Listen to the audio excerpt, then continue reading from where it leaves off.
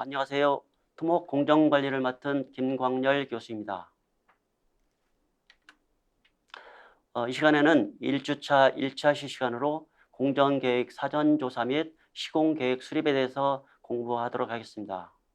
그 강의 목차는 공정계획 사전조사, 공사 내용 분석, 공사 관련 자료 분석, 시공계획 수립 순으로 보겠습니다.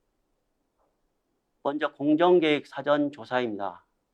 건설공사에서 공정관리를 잘하기 위해서는 공정계획 수립을 사전 잘 해야 되는데 먼저 사전조사를 충분히 해서 그것을 공정계획에 반영을 해야 합니다. 그 차원에서 먼저 계약에 대한 내용을 먼저 조사를 잘 해야 되는데요. 먼저 계약서의 내용 파악을 충분히 해서 공정계획에 반영을 해야 합니다. 공사 규모, 계약 범위, 공사 한계 및 범위를 파악하기 위해서는 계약서, 설계도서, 작업 환경들을 숙지해서 그런 것들을 공정계획에 반영을 해야 합니다.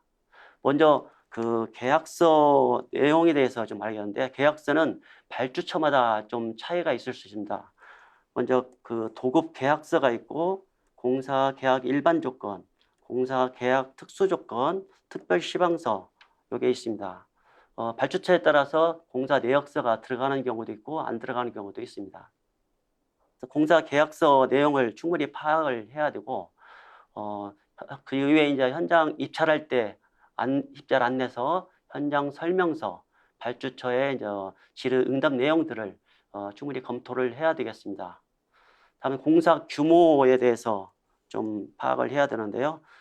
계약의 범위, 계약에 이제 포함된 것과 포함되지 않는 것이 있습니다.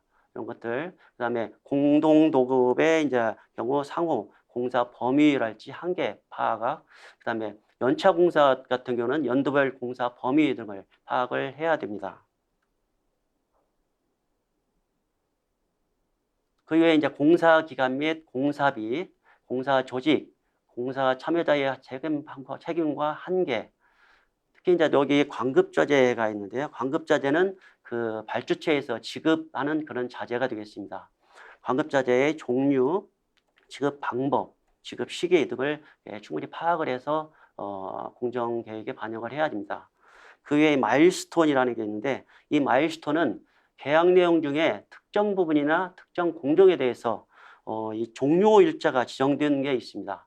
이런 것들 파악을 충분히 해야 되고 그다음에 기성금 지급 공사 일하고 공사 기성금 지급이 굉장히 중요하죠.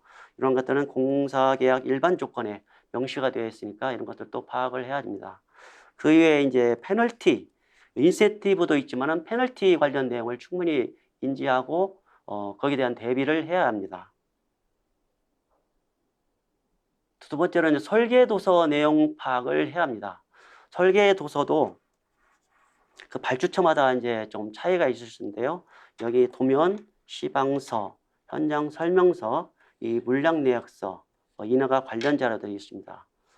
발주처에 따라서 물량 내역서가 들어가는 경우도 있고 안 들어가는 경우도 있습니다.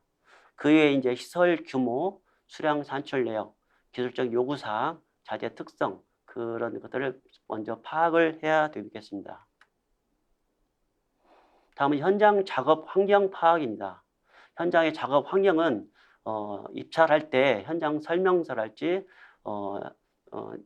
이 설계 설명서 또 이제 입찰할 때 질의응답 내용, 입찰 안내서 등을 참고를 하면 되겠고 현장의 이제 그 조건들을 파악을 하고 또 그 현장의 이제 날씨 그런 자원은 이제 자재, 노무, 장비 이걸 자원이라고 하는데 이런 자원에 대해서도 충분히 파악을 하고 또 문화나 사회적 여건 등을 파악을 해야 되겠습니다.